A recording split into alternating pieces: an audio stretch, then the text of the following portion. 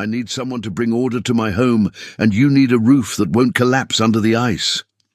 The night Kegra lost her workshop, the wind cut through Tescan Vale like a blade. The council had withdrawn their support. She packed her tools with numb fingers, watching her last hope sink into frozen ground. The Northmarks did not forgive weakness. Every creature that lived there knew it. The elk that wandered too far from the herd, the river that froze too shallow, the fire that burned too low.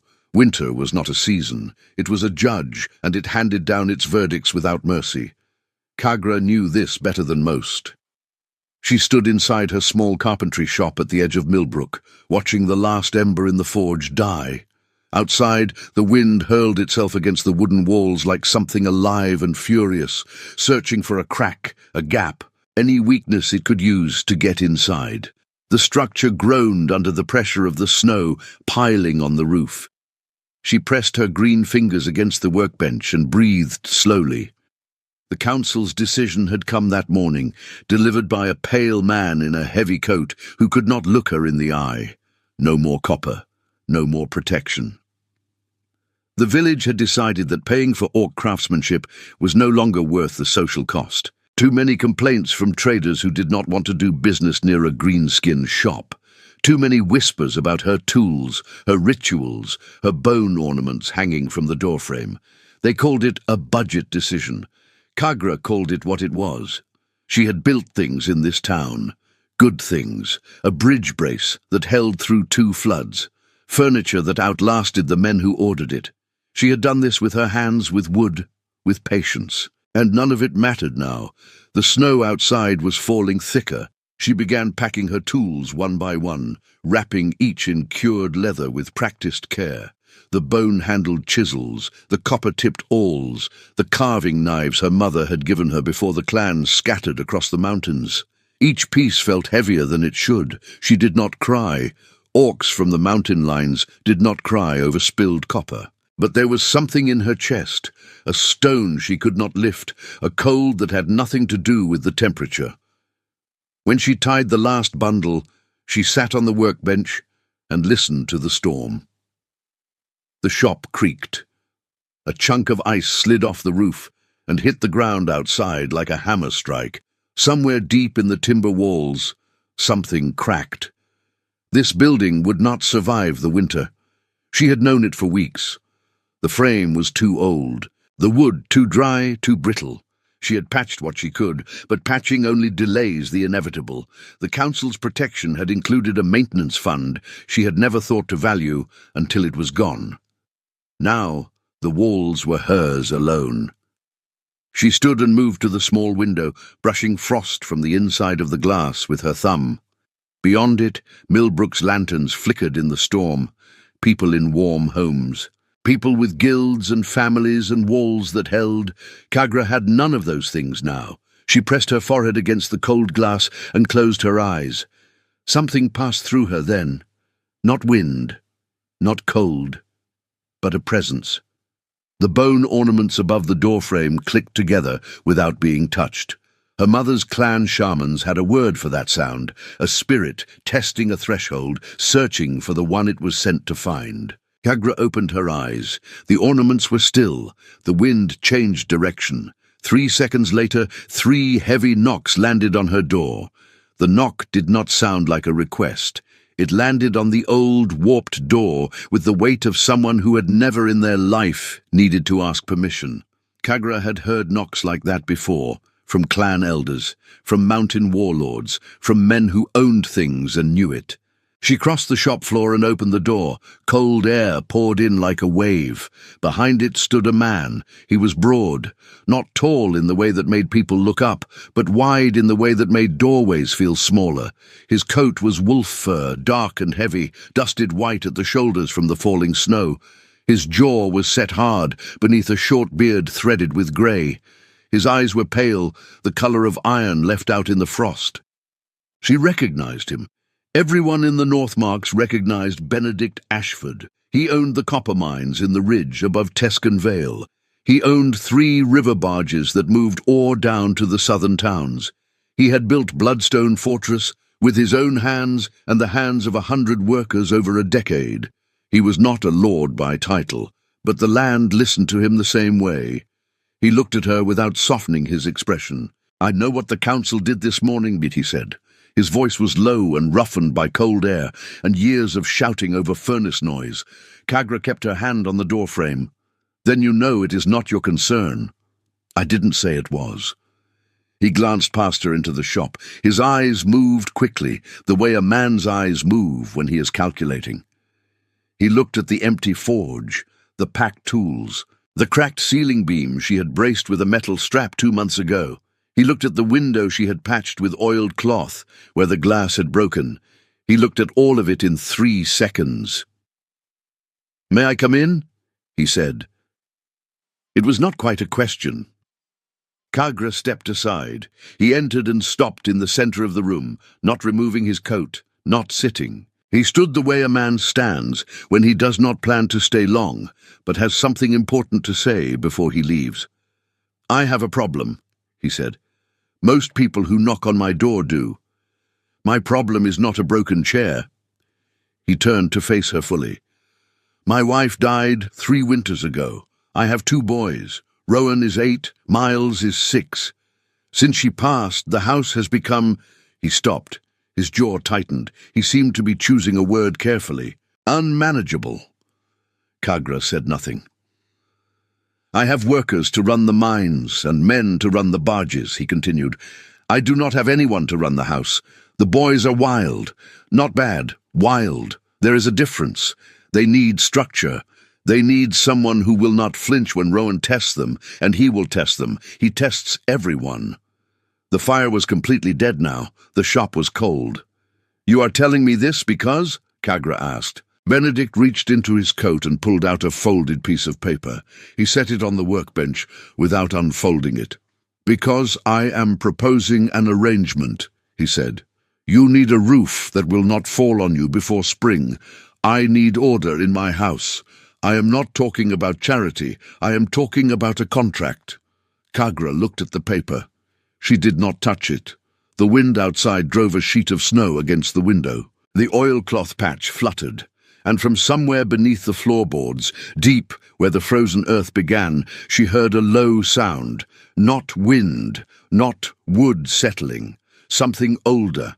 She had heard that sound once before, the night her mother died, and the clan shaman had said, "The earth remembers what we are about to decide." She picked up the contract. "Tell me what you are proposing," she said. Benedict did not dress it up. He stood in her dying shop, with the cold still coming off his coat, and laid the offer out like a man laying stone. 1 piece at a time, flat and level, with no decoration. "You move into Bloodstone Fortress. You have your own room, your own space, your own authority over the household. You manage the boys, manage the staff, and keep the house from falling apart from the inside." He paused. "In exchange, you get a roof that will last the next 50 winters, meals, materials for your craft, and protection. No patrol in the North Marks touches anyone living under my name."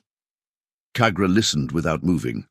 "I am not asking you to be a servant," he added, and something in his tone made it clear he had thought carefully about how to say that part. "I am asking you to be the authority in that house. The difference matters." She looked at him for a long moment. He did not look away. Orcs understood arrangements. Her people had run on them for generations. Alliances between clans, agreements between hunters and shamans, trades that were sealed not with written contracts, but with witnessed words and the pressure of bone ring handshakes. The Northmark's humans used paper. The principle was the same. "Your boys?" she said. "They know you are here?" "No. They will not welcome this."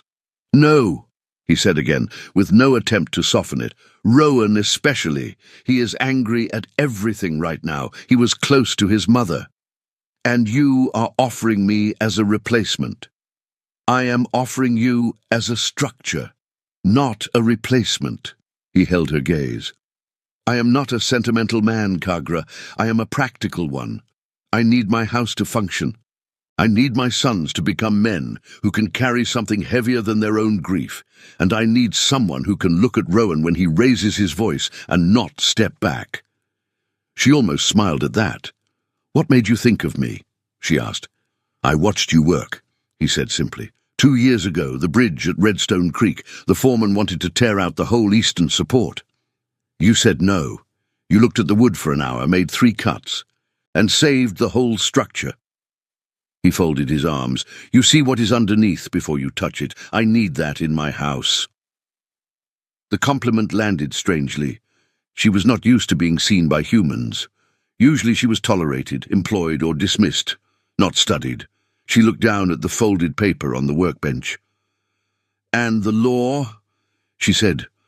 "What does the arrangement look like on paper?" "Guardian contract. You are registered as the boy's acting guardian and household director. It gives you legal standing in the Vale courts. If anyone disputes your authority in that house, the paper backs you." She picked up the contract and read it slowly, line by line.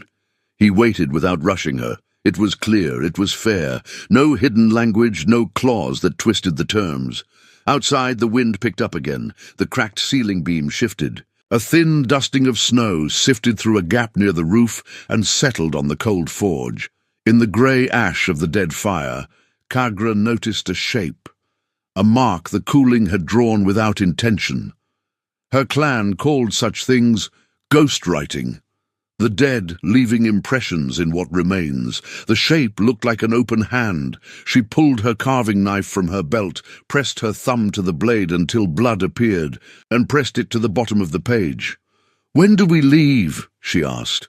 The barge moved slowly against the current. Benedict's river barge was built for cargo, not comfort, flat-decked, low-sided, smelling of copper ore and pine tar. Kagra sat at the front with her pack between her boots, watching the frozen banks of the Tescan River slide past in the grey morning light. Benedict stood at the rear, directing the 2 bargemen with short gestures.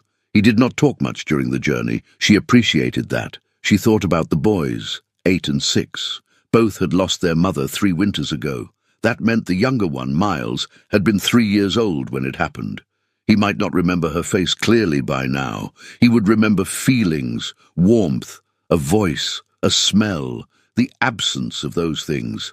Rowan was different. 8 years old when a mother dies is old enough to understand what you have lost, old enough to build something hard around the wound. She had seen it before, in the clans. Children who lost their mothers too early either became very quiet or very loud. The quiet ones were easy to miss. The loud ones broke things. Kagra stared at the ice along the bank. She was not a mother. She had no children of her own. Her life had been her craft. Wood, stone, joints and angles, the satisfaction of something built that would outlast the builder. She had never thought much about teaching children. She had never needed to. But she understood broken things. She understood looking at damage and finding the place where it had started. She understood that you did not fix a cracked beam by painting over it. She would need to find the crack. By midday, the river curved south and the land opened up. The snow-covered plains stretched wide and flat under a pale sky, broken only by the dark line of the Iron Ridge Mountains to the west. And then, rising above the plain, like something grown rather than built, Bloodstone Fortress came into view. It was not beautiful in the way of carved things. It was beautiful in the way of old things, massive and permanent. Dark stone walls the colour of dried blood, narrow windows like watching eyes, smoke rising from 3 chimneys in slow grey columns.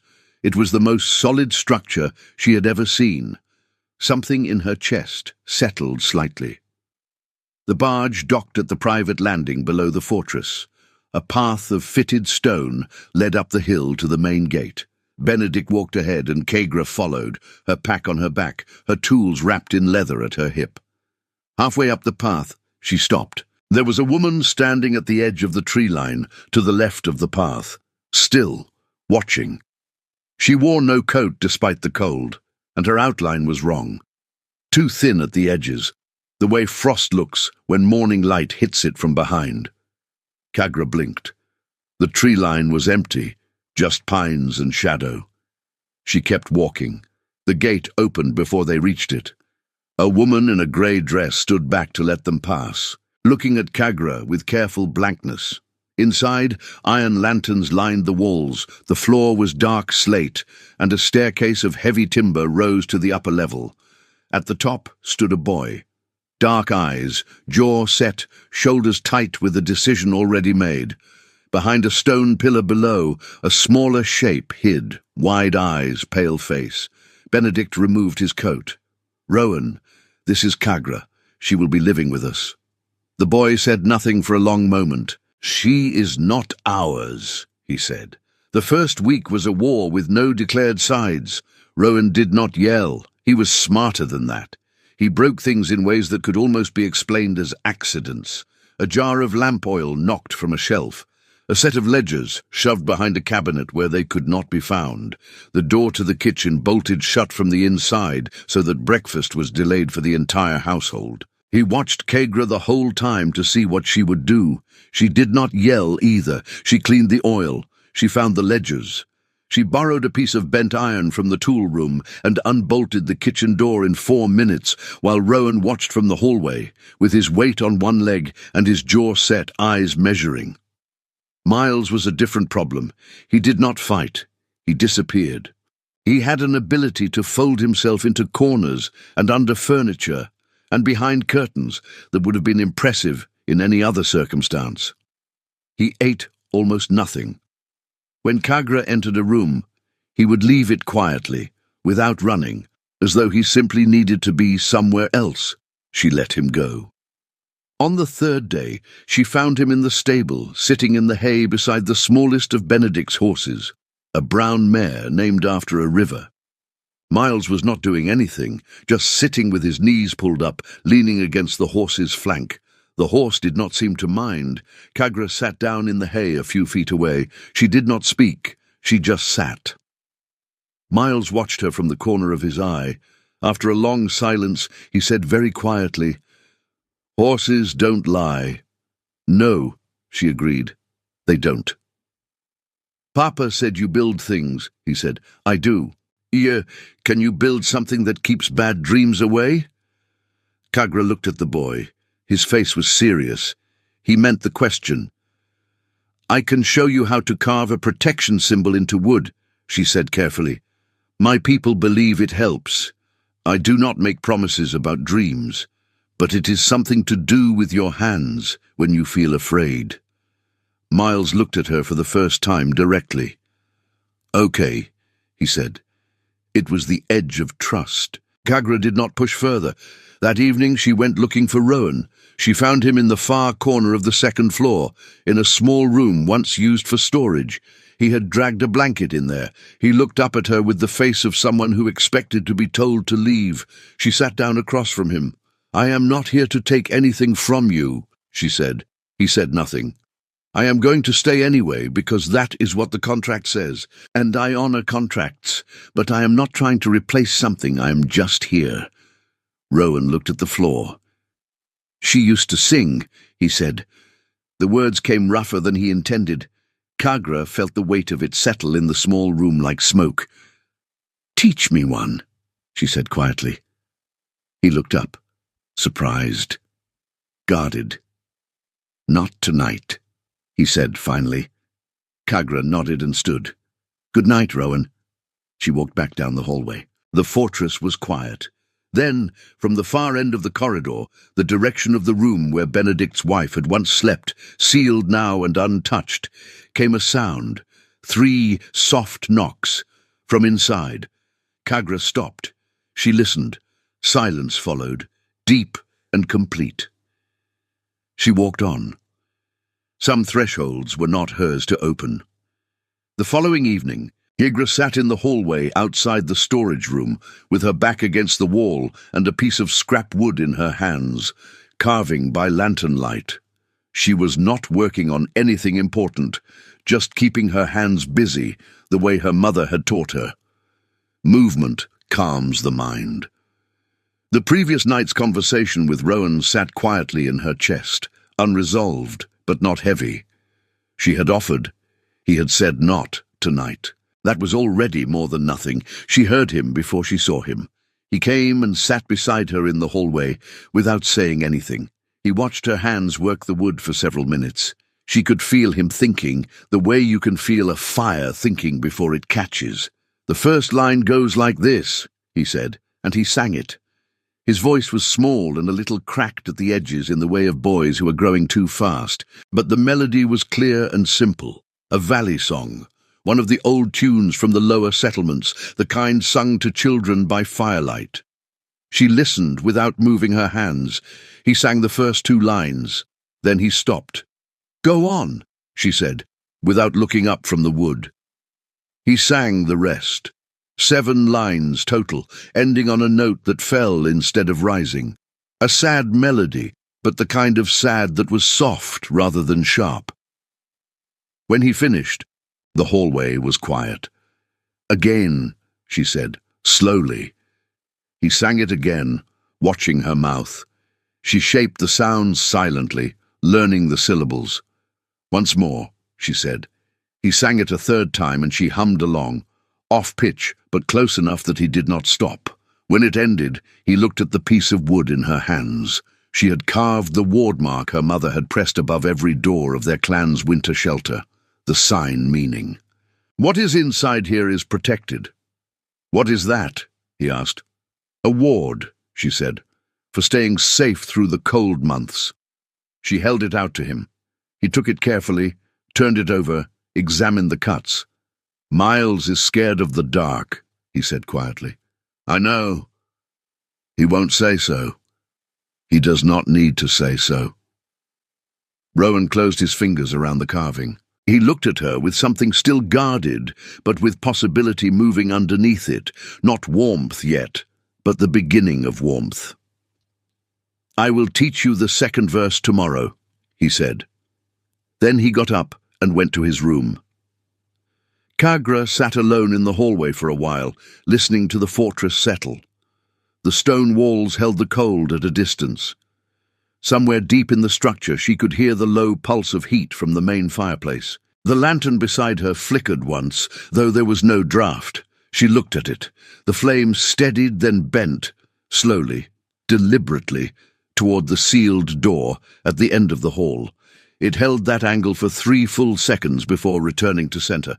Kagra watched it without moving. She did not know if it was a warning or a welcome. Spirits rarely made that distinction clear. She only knew that whatever remained in that sealed room had chosen to stay quiet tonight, and she would honor that. She picked up her tools and went to bed. Spring did not come gently to the North Marks. It arrived in argument. Warm days that gave way to sudden freezes, mud that appeared and then hardened overnight into something that tripped horses and broke wagon wheels. The ice on the Tescan broke apart in loud cracks that echoed across the plain like distant cannon fire. It was a season of transition, and transition was always uncomfortable. Inside Bloodstone Fortress, a similar thaw was happening. Kagra had established what she called the Law of the Threshold, a term she did not explain to Benedict, but simply put into practice. Everyone in the house worked before they rested. Rowan and Miles had tasks appropriate to their age. The staff had clear responsibilities. Meals happened at fixed times. Fires were maintained on a schedule. It was not military, it was structural, like load-bearing walls. Rowan still tested her, but the tests had changed. They were less about destruction now, and more about negotiation. He pushed to see where she would hold and where she would bend. She made sure he could see both clearly. When he demanded to skip the afternoon study hour to go to the river, she said no. When he asked to spend Sunday mornings at the stables instead of at study, she said yes and arranged it. He was learning her map. She was learning his. Miles had changed the most quietly. He had started coming to her workshop, a stone room on the ground floor she had converted into a working space, and watching her carve without asking permission. Eventually, she started leaving a small piece of scrap wood and a blunt tool near the door for him. He began carving rough shapes, working with focus, trying again when the shape came out wrong. She said nothing about this. She just made sure the scrapwood was always there. Benedict noticed. He appeared at the edges of things, at dinner, watching his sons talk without shouting. At the doorway of the workshop, watching Miles work in silence. One morning he came before the boys were awake, carrying 2 cups of black coffee from the southern trade routes. He held one out. She took it. They stood in the doorway together and drank, looking out at the grey-green plain where the last snow retreated into the shadows of the ridge. "You have a method," he said. "I have habits," she corrected. "Same thing for someone who knows what they are doing." "They are good boys," she said. "I know," he said, and something in his voice was different, something older and quieter. "I have not always been able to reach them." "Grief changes distance," she said. "It moved them away from you too, not just from her." He was quiet. "Yes," he said finally. That night, alone in her room, Kagra woke before dawn, without knowing why. She sat up in the dark and listened. The fortress was silent. But on the wall beside her bed, the ward mark she had carved into the stone frame on her first night cast a shadow that did not match the angle of the moonlight. It stretched toward the window, pointing outward, toward the ridge. She went to the window and looked out. The plain was empty, white and still under the moon.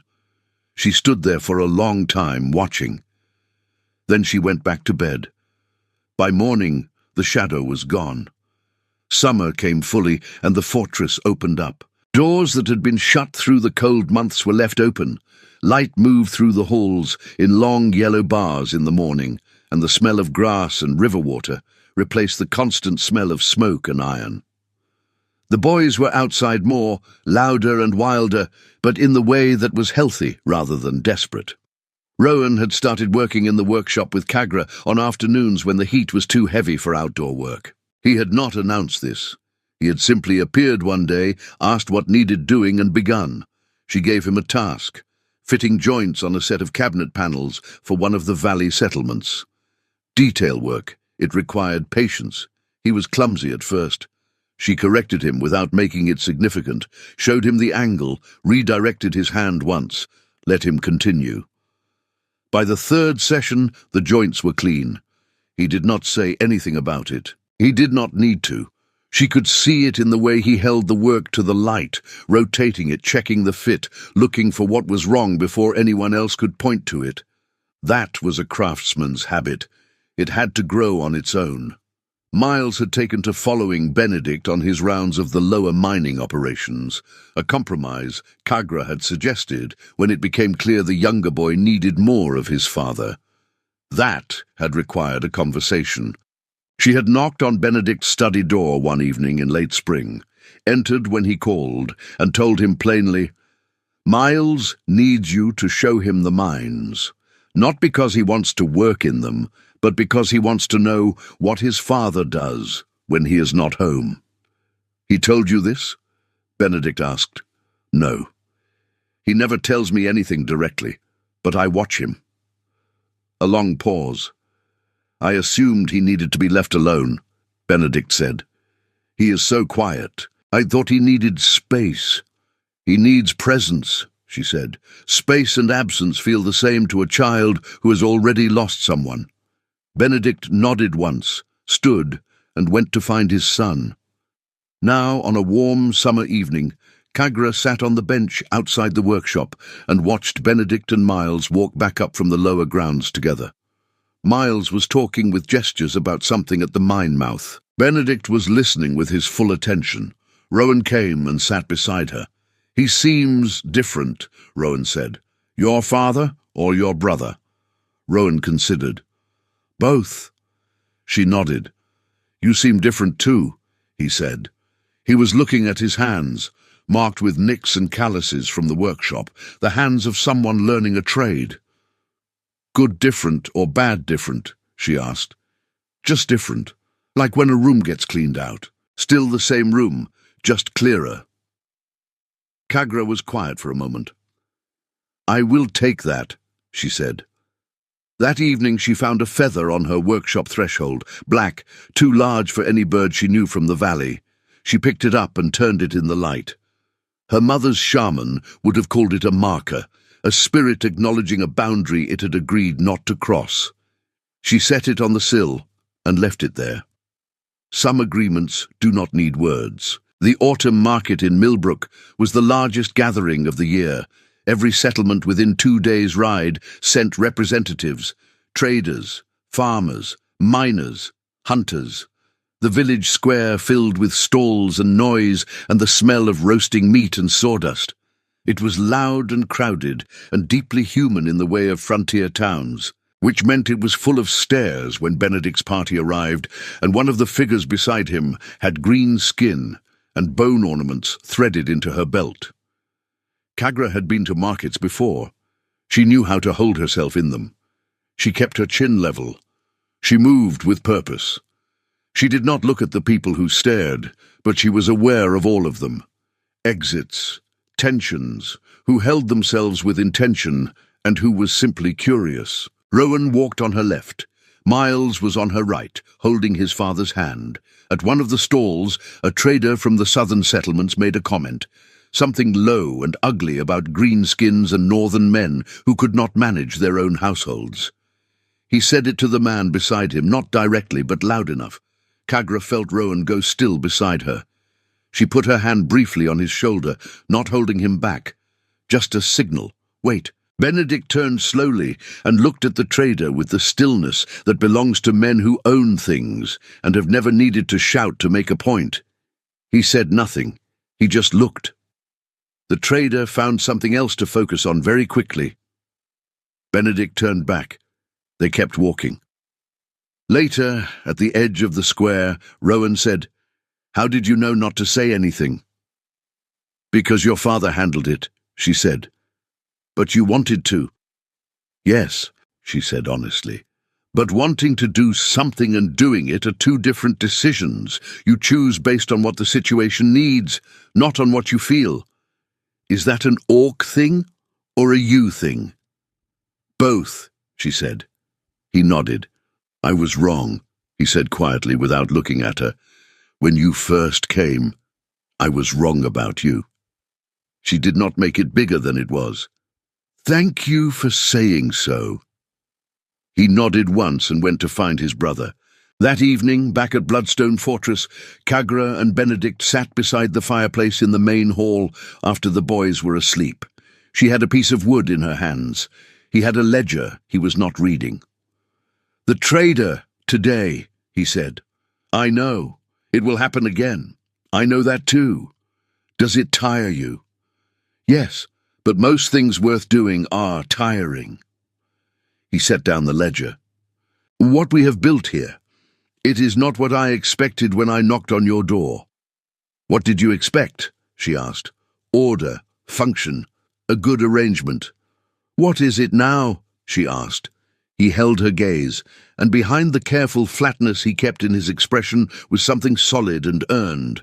"It is home," he said. Outside, the autumn wind moved through Tescan Vale with less fury than the winter winds. Cold, but the kind of cold that reminded you the fire inside was worth keeping. Kagra looked at the ward mark above the fireplace, the one Rowan still carried a copy of in his coat pocket, touching it the way people touch things they do not want to admit matter to them. She looked back at the fire. The bone ornaments above the front door clicked once in the still air. She heard it from where she sat. No wind, no draught. She did not look up. She already knew what it meant. The threshold had been accepted. Whatever had been watching since the night she packed her tools in the coal shop at Millbrook had seen enough, and it was satisfied. She let the fire burn. It would stay lit.